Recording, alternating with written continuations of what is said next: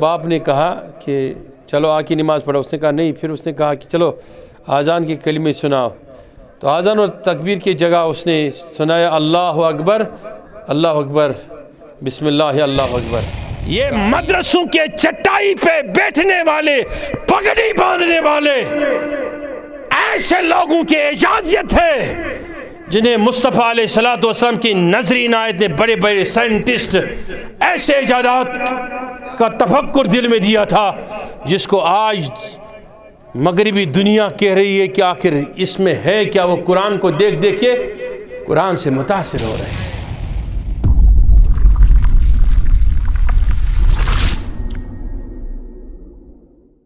हमारे यहाँ पढ़े लिखे लोग तशरीफ़ फरमा हैं, जो दुनियावी एतबार से अल्हम्दुलिल्लाह बड़ी इज़्ज़तदार है और पढ़े लिखे हैं, वो ये न कहें कि फिर पढ़ना कोई ऐब है, नौज़ बिल्लाह मिन ज़ालिक। ऐसा नहीं। मैं तुम्हें 2 लम्हे के लिए ले चलूँगा कि आदम अलैहिस्सलातु वस्सलाम के दौर से लेके ईसा अलैहिस्सलातु वस्सलाम के दौर तक लोग कहते हैं कोई 5000 साल गुजरे, कोई कहता 50,000, कोई कहता लाख। कोई वक्त का तयन नहीं है, किसी तवारीख में नहीं है, कहीं नहीं। बहुत सारे अटकलें हैं। बड़े मुफस्सिरीन, अजल्ला मुफस्सिरीन ने अलग अलग बातें लिखी इस पर।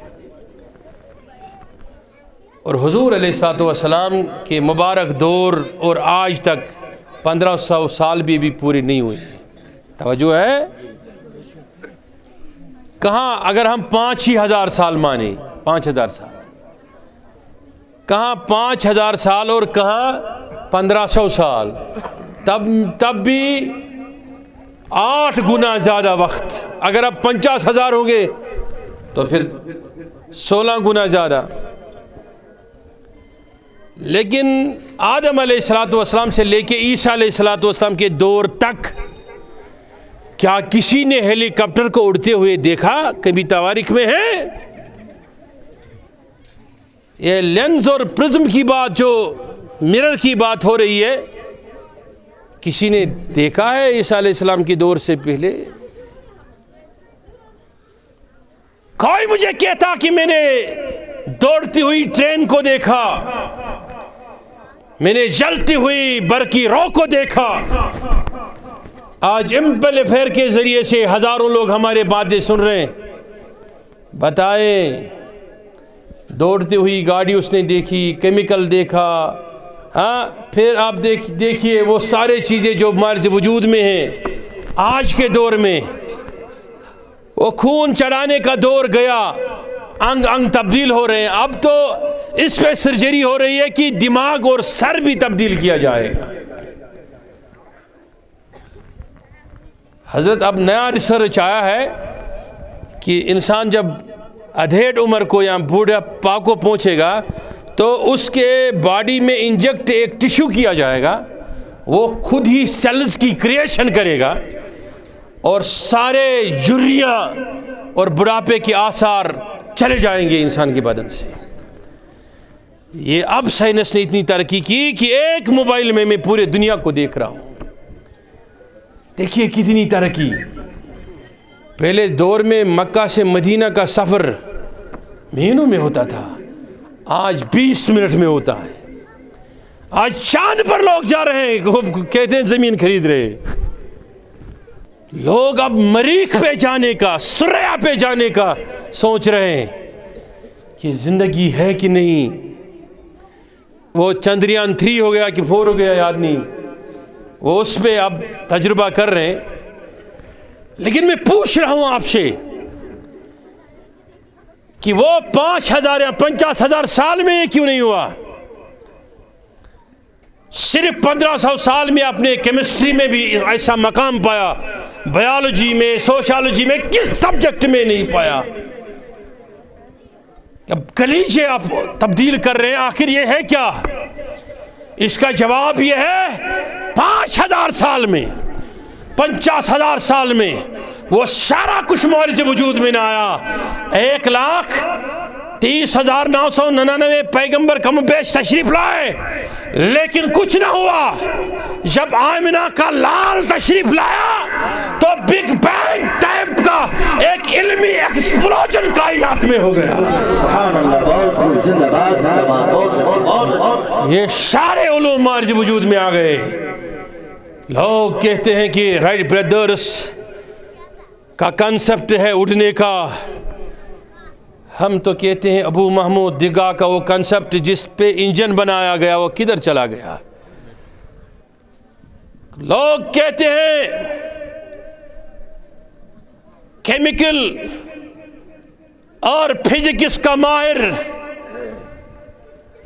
जर्मनी का फला साइंटिस्ट था। मैं उन्हें कहता हूं, क्या आपने इब्नुल अरबी की फसूसुल हिकम कभी नहीं पढ़ी? मैं बताना चाहता हूं उनको,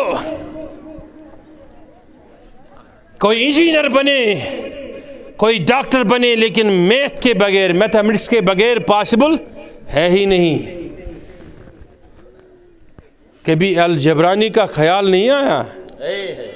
ये हुजूर के गुलामों में से गुलाम है। ये सर्जरी का कंसेप्ट, ये ब्लड ग्रुपिंग जो है, ए पॉजिटिव बी पॉजिटिव, ये सब कुछ, ये इंसान किस हवा को लेता है, कौन सा हवा छोड़ता है, ये तो इमाम मालिक के शागिर्द अबू अली सीना की इजाजत है।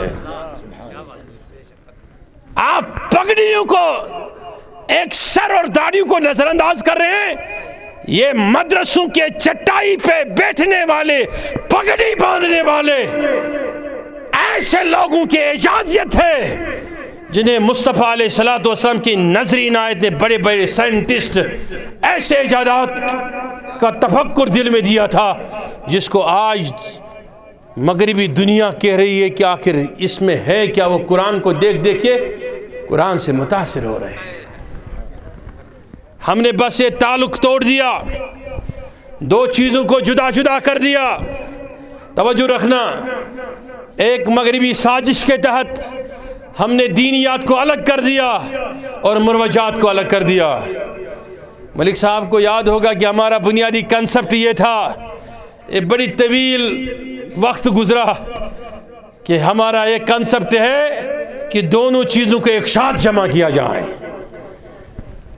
एक एजुकेशन रिफॉर्म्स निज़ाम ऐसा लाया जाए कि इधर से हाफिज या हाफिजा कुरान और सन्नत से मुस्तफीद होकर बाहर चले जाए, और मुल्क में बहुत सारे ऐसे एजुकेशनल बोर्ड और सिस्टम हैं, उनसे इस्तिफादा किया जाए। हमारे बच्चे जब बाहर निकल जाएं, मदरसे से कुरान और सुन्नत पढ़कर, उधर से वो कुरान और सुन्नत पढ़कर निकले, उधर से किसी न किसी यूनिवर्सिटी में पीएचडी भी करे, वो एमए भी करे, वो एमएससी भी करे, वो ऐसे डिग्रियां पाए कि जब इमाम इमामत के लिए आ जाए, जब उससे पूछा जाएगा कि तेरे नज़दीक क्या है, सुरैया है कि नहीं, वो उसे कहेगा कि आओ बताता हूँ मेरा मुस्तफ़ा क्या बता रहा है। सुभान अल्लाह। अब जब हमारे एमएससी को, ये मैं सच बोल रहा हूँ, झूठ नहीं है, किसी का बेटा एमएससी करके आया और वो भी फॉरेन कंट्री से, बाप ने उससे कहा कि नमाज के लिए खड़ा हो गया। बाप ने कहा कि चलो आके नमाज पढ़ो, उसने कहा नहीं। फिर उसने कहा कि चलो आज़ान की कलिमे सुनाओ, तो आज़ान और तकबीर की जगह उसने सुनाया अल्लाह अकबर, अल्लाह अकबर, बिस्मिल्लाह अल्लाह अकबर। कहा यही तकबीर है, ये आज़ान है। पहले दौर में जब स्कूल भेजते थे, उससे आने और जाने के वक्त में बच्चों को दरसगाहों में भेजा जाता था, उसको कम से कम इतनी तालीम दी जाती थी कि अपने वालिद के जनाजे के लायक तो हो जाएगा, माँ बाप के फातिहा खानी के लायक हो जाएगा। अब मैं बता रहा हूँ आपको कि वो तालिब इल्म जो इस मदरसे में आया, तालिबा जो इस मदरसे में आया, उसके बाप को मेरे तरफ से मुबारकबाद है। जब क़यामत होगी ना, नबी अलैहिस्सलातु वस्सलाम ने फरमाया उस हाफिज़ के वालिदैन के सर पर चपकने वाला आफताब की तरह, चाँद की तरह ऐसा चिराग चमकता होगा कि लोग पूछेंगे ये कौन आ रहा है। तब ऐलान होगा ये किसी हाफिज कुरान का बाप आ रहा है, क्योंकि उसकी शिफाअत उसके लिए होगी।